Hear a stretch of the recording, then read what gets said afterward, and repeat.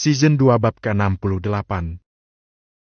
Keke bisa bernafas lega karena Rahman dan calon istrinya akhirnya pulang juga. Dia sudah terlambat membuka warungnya gara-gara Rahman. Kini Keke sudah tidak lagi sedih. Malah dia bahagia karena ada alasan untuk melupakan Rahman. Dia jadi sangat muak dengan sikap Rahman yang ternyata egois. Kamu harus kasih aku gratis seblak 1 porsi, Kak. Kamu udah pakai namaku lo tadi. Untuk menggunakan namaku tidak bisa sembarangan seperti tadi. Enak aja bawa-bawa namaku. Emang aku cowok apaan? Ucap Aska yang kesal karena dia dilibatkan dalam masalah Keke. Ya silakan kamu ambil sesuka hatimu. Mau topping apa aja terserah. Gratis. Tapi seporsi aja ya. Gak boleh lebih. Ucap Keke. Oke. Siap. Aska mengambil mangkuk dan beberapa topping yang dia inginkan. Lalu memberikan pada Keke untuk dimasak. Makasih ya, Kak, kamu udah bantuin Keke. Ucap Hana. Di sampingnya ada sebungkus otak-otak crispy yang baru bisa dia makan sekarang. Saya tidak membantu apa-apa, Tante. Keke aja yang tiba-tiba melibatkan saya sama masalahnya. Ucap Aska. Dia lalu mencari tempat duduk yang berdekatan dengan Hana agar bisa sambil mengobrol. Anggap aja itu doa yang dipanjatkan oleh Keke, Kak. Ucapan adalah doa kan? Ucap Hana sambil tersenyum. Berat, Tante. Tambah berat kalau saya benar dijodohkan sama dia. Berat apanya, Kak? Masalahnya ya? Bukan, Tante. Lebih berat timbangan badannya. Saya pasti akan lebih gemuk nanti. Tiap hari makan seblak terus, hehehe. Random lo, Kak. Celetuk Keke dari meja dapur. Biarin, Kak, udah belum seblaknya. Aku udah habis kerupuk 2 nih. Mikirin masalahmu membuat perutku lapar. Gerutu Aska. Belum. Bentar. Saat memasak, beberapa orang pelanggan sudah mulai berdatangan. Keke sangat bersyukur akan hal ini. Lebih baik dia memikirkan masa depan daripada memikirkan Rahman yang egois itu. Selamat datang. Ucap Hana. Aska kembali mengambil kerupuk yang ketiga. Seblaknya masih belum jadi juga. Memakan banyak kerupuk rupanya belum bisa membuatnya kenyang. Nih, Kak. Seblak pedas level 5. Pasti enak nih. Makasih kakak cantik dan baik hati. Besok kalau mau pakai namaku lagi juga boleh, Kak. Tapi seblak gratis seminggu ya. Ucap Aska. Enak aja. Gak ada. Besok aku gak mau pakai namamu lagi. Oh ya, yang gratis seblaknya aja ya. Kerupuknya tetap bayar. Ucap Keke. Meski wajahnya tampak jutek, tapi dia sebenarnya hanya bercanda. Ya Allah. Tega bener. Cuma kerupuk aja 3 biji aja disuruh bayar. Jangan-jangan seblaknya kalau udah masuk perut juga disuruh bayar nih. Wah, curiga nih. Udah cepetan makan. Gak usah banyak omong, Kak, Aska. Udah sih kalian ini kalau ketemu kayak kucing emet tikus saja. Berantem melulu. Makan aja sebanyak-banyaknya, Kak. Kalau tidak dikasih gratis sama Keke, nanti tante yang bayar. Tenang aja, Kak. Ucap Hana. Hei, gak usah, Tante. Makasih. Aku bisa bayar sendiri kok. Kalau stoples saya habisin, nanti saya bisa terbang, Tante. Ucap Aska. Kamu ini bisa aja, Kak, udah makan. Maaf malah Tante ajak ngobrol. Gak apa-apa, Tante, santai aja. Aska melanjutkan makannya sampai habis. Setelah merasa pedas, dia baru ingat sesuatu. Kak, tega bener gak dikasih minum? Jangan bilang kalau minumnya juga suruh bayar ya. Tega bener. Seblaknya pedes banget gak ada minumnya. Hahaha, kasihan banget. Maaf lupa, Kak. Biar Mama yang ngambilin. Ucap Hana yang juga tadi lupa mengambilkan minum untuk Aska. 3 hari kemudian. Saat Keke akan tutup warung, tiba-tiba Rahman datang lagi. Tentu saja Keke sudah memasang raut masam di wajahnya. Dia mengira masalah sudah selesai. Tidak taunya Rahman malah datang lagi. Keke pun sempat berpikiran buruk dan hampir saja mengusir Rahman dari warungnya. Ada apa lagi, Rahman? Tanya Yos.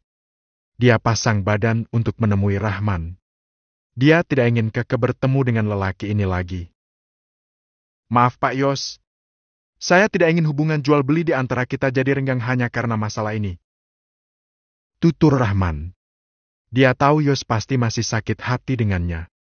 Maka dari itu dia datang ingin memperbaiki semuanya. Gak ada yang renggang. Hubungan jual beli di antara kita juga baik-baik saja kan? Kamu tetap bisa ambil barang di tempatku, dan aku juga kirim barang ke tempatmu seperti biasa. Gak ada yang berubah. Aku seperti ini jika ada masalah dengan putriku, Man. Saya kesini tidak untuk berdebat dan memaksa Keke untuk menerima saya lagi. Tapi saya kesini untuk memperbaiki hubungan di antara saya dan Keke dan juga dengan Pak Yos. Itu saja, Pak. Ucap Rahman. Kayaknya gak ada yang perlu diperbaiki, Man. Kamu dan Keke anggap saja tidak pernah saling kenal. Bukannya kalian sudah 3 tahun tidak bertemu? Tidak bisa, Pak. Kenyataannya saya kenal sama Keke. Itu sama aja saya memutus tali silaturahmi di antara kita. Ucap Rahman dengan serius. Lalu mau kamu apa, Man? Tanya Keke. Dia melepas celemeknya, lalu menghampiri Rahman dan Yos yang sedang bersih tegang. Aku sudah menyelesaikan masalahku dengan Tias, Ke. Aku tidak peduli. Kalian mau selesai atau tidak, itu bukan urusanku lagi. Sebentar aku lanjutin dulu. Benar katamu dan Pak Yos. Aku harus berdamai dengan takdirku. Aku yang salah. Aku yang tidak sabar. Jadi sekarang aku harus terima konsekuensinya. Mendengar ucapan Rahman seperti itu, Keke menatap Rahman cukup lama. Dia melihat ada kesedihan di wajah Rahman. Aku sudah ikhlas. Aku harus melanjutkan hubunganku dengan Tias. Mungkin memang benar, Kak, kita tidak berjodoh. Ucap Rahman. Baguslah kalau kamu sadar, Man. Aku tahu kamu laki-laki yang baik. Kamu tidak akan lepas tanggung jawab. Kamu harus melihat ke depan. Masa depanmu ada pada Tias. Jangan menoleh ke belakang. Kalau kamu pernah sayang sama Keke, kamu tentu ingin melihatnya bahagia, kan? Iya Pak Yos. Saya ingin Keke bahagia. Apalagi Pak Yos sudah menjodohkannya dengan laki-laki yang kemarin ketemu di sini. Hah? Menjodohkan? Tanya Yos sambil kebingungan. Dia menoleh ke arah Hana dan Keke, mencoba mencari jawaban. Tapi keduanya kompak tidak menjawab. Aska, Pak. Papa kan jodohin aku sama Aska. Kemarin kebetulan Aska kesini dan Rahman ketemu sama Aska. Ingat kan, Pak? Oh ya, Papa sampai lupa. Ya nanti nunggu Aska lulus SMA, selanjutnya terserah kalian. Ucap Yos. Papa, gimana sih kok malah buka kartunya Aska? Bisik Keke. Oh, ternyata laki-laki yang kemarin itu masih SMA. Kamu lebih suka yang lebih muda ya, Kak? Tanya Rahman sambil tersenyum kecut.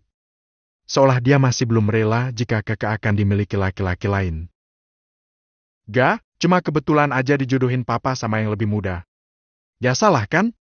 Enggak. Gak ada yang salah. Semoga kamu bahagia ya, Kak. Aku juga minta doamu semoga semua urusanku cepat selesai. Aku bisa ikhlas menerima semuanya. Ya semoga kamu segera menikah dan hidup bahagia. Ucap Keke. Dia lega karena semua diselesaikan dengan cara yang baik. Season 2 bab ke-69. Aska terpaksa menghilangkan bayangan Keke dulu dari ingatannya. Selain karena dia belum siap untuk menikah, juga karena sebentar lagi dia akan mengikuti pertandingan basket antar SMA Sekota Madya Bekasi. Dia benar-benar harus fokus karena dia memiliki posisi sebagai forward, pemain yang tugas utamanya adalah mencetak poin dengan memasukkan bola ke keranjang lawan. Tugas yang dibebankan padanya ini membuatnya harus lebih fokus dan tidak boleh terganggu pikirannya dengan siapapun termasuk Keke. Meski dalam hati dia merasa sedikit ger karena pengakuan Keke yang mengakuinya sebagai jodoh masa depan. Kak, kapan kamu tandingnya? Ucapan ayahnya itu mengagetkan Aska yang sedang melamun. Entah siapa yang sedang dia lamunkan saat ini. Ayah ngagetin aja. Insya Allah besok ya. Di kandang sendiri mainnya. Jadi agak tenang lah. Ucap Aska. Meski begitu gak boleh lengah. Jangan karena terlalu nyaman, akhirnya lengah dan dimanfaatkan oleh tim lawan. Insya Allah tidak akan lengah, ya. Doain aku menangnya ya. Amin, ayah dan bunda selalu mendoakan. Menang kalah dalam pertandingan itu biasakah, yang penting adalah pengalaman. Mumpung masih muda, cari pengalaman sebanyak-banyaknya. Gali potensimu sedalam-dalamnya. Tapi apa kelak kamu ingin jadi atlet, As? Tanya Aras. Enggak ya, gak ada duitnya. Cita-citaku masih sama seperti waktu SD. Hehehe. Hahaha, iya ya ingat. Setiap ada pertanyaan cita-citamu apa, kamu selalu jawab ingin jualan seperti ayah. Ada-ada aja kamu ini. Anak-anak lain sih cita-citanya dokter, polisi, tentara, pilot. Kamu jawabnya malah pedagang seperti ayah. Aska. Aska. Hehehe. Iya ya. Ayah masih inget aja. Aska ikut tertawa saat mengenang masa lalunya. Ya masih dang. Ayah baca setiap foto hasil karya anak-anak. Kamu tempel foto ayah yang lagi jualan basreng. Mana lagi melongo lagi? Hahaha. Hahaha. Kenapa ya waktu itu gak kepikiran buat malu-maluin ayah? Biar semua orang tahu sih kalau ayah adalah panutanku. Padahal kan ayah galak sama aku. Tapi ayah penyayang sama anak dan istri. Amazing lah pokoknya. Ucap Aska yang selalu bangga pada ayahnya, meski kalau diingat-ingat Aras ini sosok yang tegas saat dia kecil. Ayah galak karena ayah ingin kamu punya mental yang kuat. Tahan banting. Apalagi kamu cowok. Tapi setelah itu kan biasanya ayah ajak kamu jalan-jalan, main, ngobrol dan ayah jelasin kenapa ayah seperti itu. Ucap Aras. Iya sih ayah benar. Makanya aku ingin jadi seperti ayah. Kamu masih pengen jadi pengusaha? Pengen dang ya? Bikin usaha di Indonesia itu harus kreatif dan inovatif. Karena setiap kamu membuat sesuatu dan itu viral, pasti akan diikuti banyak orang. Dan kamu tahu, setiap orang yang mengikuti itu akan mencari value sendiri agar bisa lebih dari yang pertama. Paham kan maksud ayah? Nah, semakin banyak yang mengikuti, akan semakin banyak PR yang harus kita kerjakan. Membuat usaha kita harus tetap unik dan tidak mudah ditiru oleh orang lain. Nah, itu yang susah ya. Seperti ayam goreng tepung crispy ya. Ya, yang awal mulanya pemegang resep pertama itu Misto. Kolonel tahu kan pemegang merek ayam goreng crispy yang mana? Setelah laris, banyak yang mencoba mencari resepnya. Tapi saat itu mungkin gak ada yang bisa menyamai dari segi bumbu dan tekstur dagingnya agar tetap juicy karena proteinnya terjaga. Terus banting harga? Ya, yang mengekor ini pasti menetapkan harga lebih rendah. Makanya yang jadi kepala atau pelopor itu harus punya kualitas dan value itu tadi agar bisa bertahan. Sekarang terserah kamu mau jadi kepala atau ekor. Ucap Aras dengan bijaksana. Dia sering bercanda, tapi saat sedang serius pun, dia juga bisa menyesuaikan diri. Dulu ayah pernah bilang lebih baik jadi kepala cacing daripada ekor ular. Artinya sekecil apapun usaha kita, lebih baik jadi kepala atau pelopor. Daripada usaha besar tapi cuma jadi ekor. Hahaha. Kamu ternyata selalu merekam ucapan ayah ya, As? Aras merangkul anak laki-lakinya. Dia tahu dia harus menyiapkan Aska untuk bisa jadi penerusnya. Tapi kalau memang Aska ingin menjadi kepala untuk usahanya sendiri, dia pun akan mendukung sepenuh hati. Ya dang? Jadi pengusaha itu harus punya mental yang kuat, As, agar dia bisa bertahan. Ketika dia jatuh, dia akan bangkit lagi. Dan yang kuat ini akan belajar dari pengalaman. Sehingga dia akan cepat untuk bangkit dan mungkin malah lebih sukses dari sebelum dia gagal itu. Tapi yang punya mental lemah, dia akan mengeluh dan menyudahi perjuangannya. Padahal kalau dia tidak tahu ada telaga yang indah di depan sana kalau dia mau berjuang lagi. Intinya kita tidak boleh cepat putus asa kan ya? Betul itu. Sekarang lakukan apa yang ingin kamu lakukan selama itu bermanfaat dan tidak merugikan orang lain. Seperti ayah yang selama 17 tahun ini jatuh bangun dan baru tahun ke-10 mulai stabil. Semua butuh proses, Aska. Gak ada yang instan. Kalau mau instan ya, beli Indomie aja. Hei hei hei. Sambung Aska. Ya udah, siapkan dirimu menghadapi pertandingan besok. Jangan lupa selalu libatkan Allah di setiap urusanmu. Paham? Paham ya?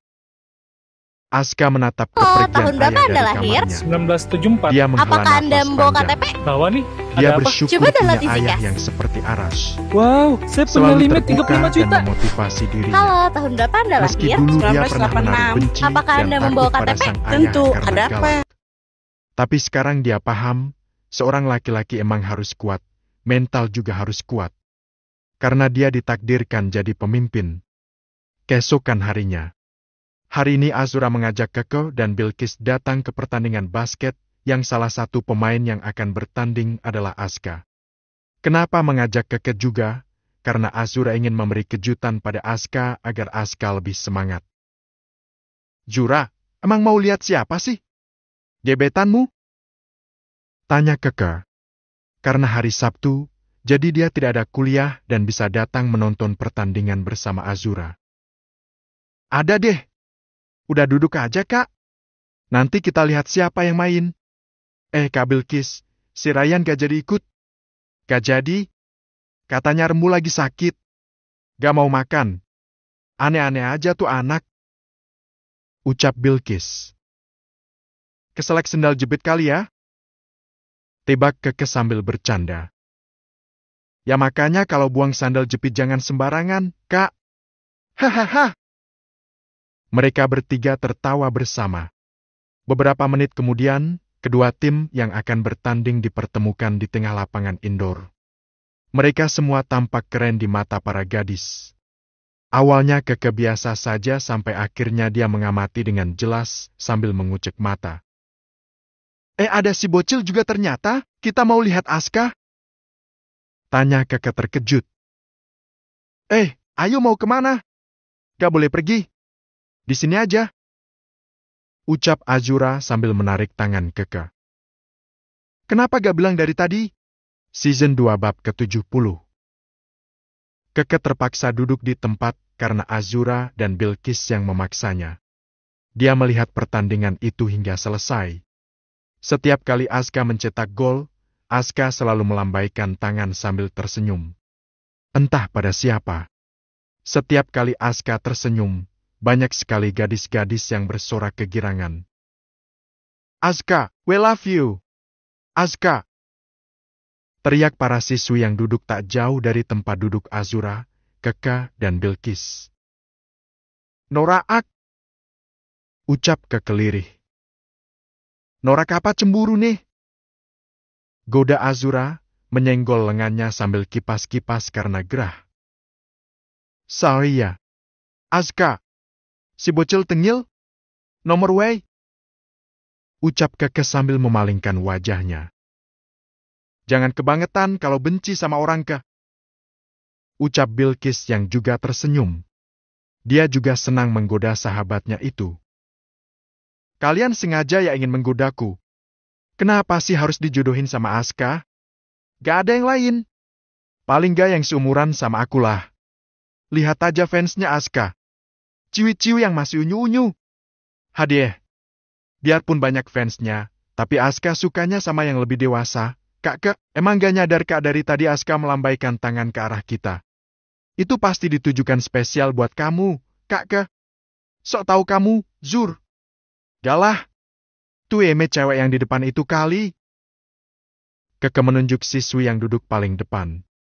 Rambutnya sebahu dan memakai bandu Korea di kepalanya. Kedua tangannya memakai gelang rumbai untuk menyemangati timnya Aska. Duh, pakai acara cedera lagi. Gerutu Azura saat melihat salah satu pemain tersungkur. Iya. Waduh, pemainnya kurang satu dang. Ucap Bilqis. Azura terkejut saat satu pemain cedera dan digantikan oleh pemain cadangan. Dia tambah terkejut saat melihat Fathanlah yang akan menggantikan pemain yang cedera tadi. Kenapa harus dia sih? kayak gak ada pemain lain aja. Gumam Azura yang sepertinya tidak rela jika Fathan masuk ke dalam tim inti. Pangeran Fathan! Teriak siswi-siswi yang ada di samping kiri Azura. Azura sampai menutup telinganya karena suara berisik di sampingnya memanggil-manggil nama Fathan. Pangeran? Dari kerajaan mana? Zur pemain yang baru aja masuk itu? Tanya Keka yang merupakan orang asing di sekolah Azura. Bukan karena dia putra mahkota Kak, tapi karena bokapnya itu kaya raya dipanggil Sultan. Jadi anaknya itu dipanggil pangeran sama cewek-cewek di sini. Coba kalau tuh cowok nggak kaya, mana ada yang mau manggil namanya? Nyebelin! Gerutu Azura. Nyebelin? Kamu benci sama tuh cowok, Zura? Tanya Keke yang melihat ada gelagat aneh pada Azura saat melihat Fathan. Ya aku gak suka sama tuh cowok. Ucap Azura. Ya sama kayak aku. Aku juga gak suka sama adikmu. Kalau ngomong sama aku ketus terus. Padahal gak lagi PMS, tapi bawaannya sensi. Kalian berdua dari tadi ngobrolin cowok aja. Udah fokus aja nonton pertandingan. Kayaknya udah mau selesai tuh. Tim Aska lebih unggul 2 poin. Kira-kira bakalan menang gak ya? Ucap Bilqis. Dia jadi ikutan tegang karena suasana di lapangan indoor juga tegang menanti siapa yang akan keluar sebagai juara di pertandingan final ini. Ayo Aska semangat. Kamu pasti bisa. Teriak Azura memberi semangat pada adiknya. Ayo Prince, kamu pasti bisa. Semangat. Teriak Keke yang tak kalah antusias. Prince? Siapa Prince? Tanya Azura setelah mendengar teriakan Keke. Ya yang tadi anaknya Sultan. Katanya pangeran. Jadi aku panggil Prince saja. Kamu suka sama Fathan? Tanya Azura dengan raut masam. Oh jadi namanya Fathan? Ayo Fathan, kamu pasti bisa. Teriak Keke lagi. Ih, Kak nih. Nanti orangnya bisa ke GRN. Ucap Azura. Pertandingan berlangsung sangat sengit. Kedua tim sama-sama kuat. Tapi saat waktu habis, tim Aska masih mengungguli 2 poin dari lawannya. Dan saat benar-benar habis kemenangan itu akhirnya diraih oleh tim Aska. Bahkan Aska mendapat prestasi satu lagi sebagai pemain dengan layup terbaik. Semua pendukung tim Aska termasuk para siswi bersorak gembira saat Aska menerima hadiah dan trofi kemenangan mereka. Kaos yang basah dan muka yang berpeluh keringat malah semakin membuat para gadis histeris. Aska! Pangeran Fathan! Keke tertawa saat melihat tim Aska menerima hadiah kemenangan. Bukan karena kemenangan Aska, tapi karena sikap para gadis yang baginya terlihat lucu. Sampai segitunya ngefans sama Aska. Hadiah. Azura malah diam. Wajahnya nampak cemberut saat melihat Fathan dikelilingi para siswi yang ingin memberinya hadiah. Tebar pesona. Gumam Azura lirih. Tapi tak sengaja didengar juga oleh Keke. Kayaknya kamu lagi cemburu ya, Zur? Tanya Keke. Hah? Cemburu? Ya enggak lah. Jawab Azura yang mungkin belum memahami perasaannya sendiri. Oh, gitu ya? Keke menyenggol lengan Azura karena ingin menggodanya. Terlihat sekali dari tadi Azura melihat ke arah Fathan terus. Udah selesai kan? Ulang yuk. Ucap Bilqis. Ya udah yuk. Jawab Keke bersemangat. Inilah yang dia tunggu dari tadi. Pulang. Ketiga gadis itu lalu mengantri untuk bisa keluar. Dan saat Azura akan keluar dari kursi penonton, seseorang memanggilnya dari belakang. Azura? Panggil seseorang itu. Kamu? Kenapa lagi? Tanya Azura ketus. Ini buat kamu. Ucap orang itu sambil menyerahkan sebatang coklat dan bunga pada Azura. Cia, sweet. Ucap Keke yang memang anaknya suka ceplas-teplos. Enggak ah, aku gak suka coklat. Kamu pengen aku tambah gendut? Ucap Azura. Terima, terima, terima. Ucap para siswa yang melihat Fathan memberikan coklat dan bunga pada Azura. Mereka menyangka kalau Fathan sedang mengutarakan cinta padanya. Apa-apaan sih? Fathan, kamu sengaja ya biar aku malu? Ucap Azura sambil menutup setengah mukanya dengan jilbab. Dia malu sekali ditatap oleh puluhan pasang mata. Gak Zura, aku gak pengen bikin kamu malu kok. Mumpung momennya pas saja. Gimana kalau sekarang aku utarakan lagi sama kamu? Aku cinta sama kamu. Maukah kamu jadi pendampingku? Maaf, bukan untuk jadi pacar. Tapi aku sekarang sedang melamarmu, Zura. Gak apa-apa kalau harus nunggu kamu siap. Yang penting aku dapat jawaban dulu dari kamu. Ucap Prince Fathan. Wah, senangnya. Ucap Keke dan Bilqis sambil saling merangkul. Menatap haru pada Fathan. Mungkin sebagai seorang perempuan, mereka juga menginginkan hal seperti ini suatu saat nanti. Kok cuy? Maaf Fathan. Kamu kan tahu jawabanku apa? Aku masih ingin meraih mimpiku. Aku punya banyak cita-cita, Tan. Ucap Azura. Sebenarnya dia bingung mau jawab apa. Dia malah kasihan pada Fathan karena berani menyatakan cinta padanya di tengah keramaian seperti ini. Jadi kamu nolak aku? Ini jawaban kamu, Zura? Tanya Fathan dengan serius. Entahlah Tan. Maaf aku harus pergi. Ucap Azura dia setengah berlari meninggalkan Fathan berdiri sendiri sambil membawa coklat dan bunga. Wajahnya tampak sendu. Duh! Azura merasa kipas yang tadi dia pegang jatuh. Tapi karena sedang ramai, dia akhirnya membiarkan saja kipasnya jatuh. Ra, itu kipasmu jatuh. Sengaja ya biar diambil Fathan. Besok Fathan akan mencari siapa pemilik kipas mini ini. Judulnya Pangeran Mencari Pemilik Kipas. Hei. Ucap Keke. Kamu ini kak. Udah ayo pulang. Udah gak penting juga. Tapi kamu belum jawab Fathan. Nanti biar ayahku aja yang jawab. Ucap Azura. Jadi yang mau dilamar itu kamu atau ayahmu? Pertanyaan besar muncul di kepala Keke saat ini. Season 2 bab